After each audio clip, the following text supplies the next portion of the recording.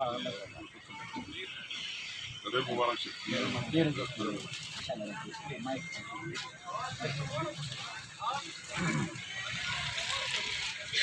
بسم الله الرحمن الرحیم.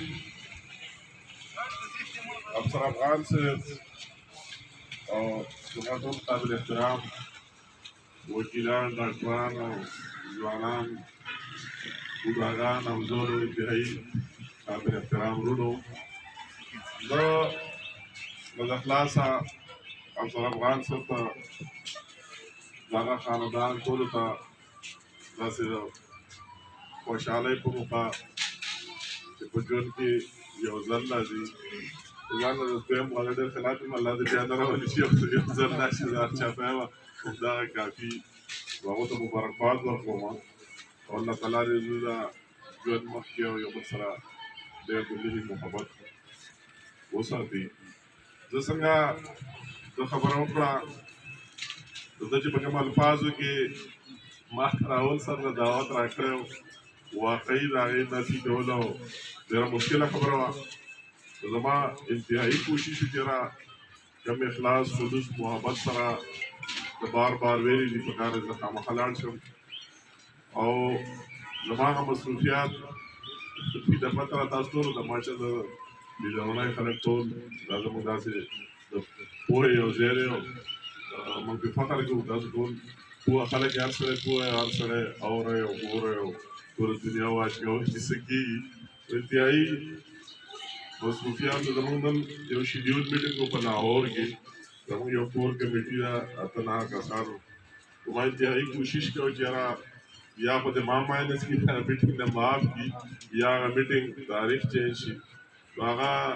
چونکې زما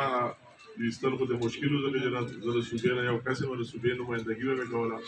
نو بیا هغوی مهرباني زه د هغه لیډرشپ هم مشکور یم چې بېګا لیټ ټایم کې وکیلان صاحبان ناست وو. پرون د دوی د بار انتخاباتو زما په هغه پېښور کې کاټینګ کې رول کیپیټل زه هغو سره هم کېږم، د وکیلانو سره بیا چې الیکشن وشو هغو زموږ کور ته راغله، هغو سره په هغه ټایم کې بیا میسج راغی چې یاره خیر موږ ستا د ولې کې ستا ډېره مجبوري هغه میټینګ سبا منډې ته کېږو. اوس د دې سره بیا لاهور ته ځم، په هغه ټایم په کې موږ ته میلاو شو، زه د پېښور رالم. زموږ ته یو ځل بیا ډېر مبارک شي او زه داسې کسان دی خو زموږ ماشاءالله یو سټار دی او موږ ټول پرې فخر کوو د ټوله سیمه او پښتانه او خاص کر که ته هر څه ووایي خو چې کوم ځای کې پیدا شي خبرې سره چې اکثر خبره کوم ډېر احتیاط سره کوم چې ټولې صوبې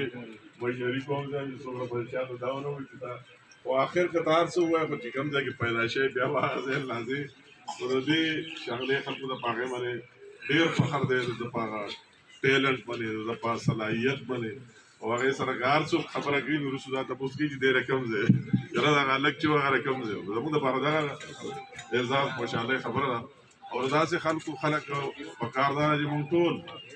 بلا امتیاز د سیاست د کلي کې له هغې نه هټ کړي داسې خلکو چې هغه په ټول صوبه کې او په ملک کې زموږ هغه نوم روښانه کوي چې د هغو قدر کوو او موږ خپله قدر کوو. چې هر سړی قدر کوي نور باید قدر کوي. ته په خپل سړي قدر نه کوي په کور کې نه نو بیا نور خلک هم هغو ته ګوري. نو که موږ خپل د داسې خلکو رسپیکټ کوو قدر کوو نو هغه نور خلک دې هم دغه علي سبق علي یاره خپل کلي والا ته دومره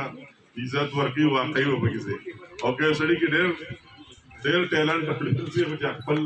علاقې والا او کلي والو ته په هغه نظر نه ګوري نو بهر خلک وایي مره خپل په کلي کې دغه حال دی. نو زما دا ټولې خبرې هغه په نظر کې زما دا خبره ضروري ده چې یاره په دې موقع موږ لاړ شو د ده خو بل ورسره اډیشنل دویم پای شو زما لپاره ممکن نه و پرون چې یاره هم زه راشم خو نن زه رالم تاسو ده ته بار بار مبارک شي. زموږ نیک خواهشات او دعاګانې تاسو سره ټول څوک په دې د هر ځای نه راغلي دي بهر نه څوک راغلي زه د هغو شکریا ادا کوم د هوس په حیثیت کې هر څوک بهر نه هم راغلي نو زه هم د هغو مشکور یم چې هغه عزت یې موږ ته راکړی او د خاورې ته د علاقې ته نو تاسو ټولو ډېره مهرباني او ډېره مننه.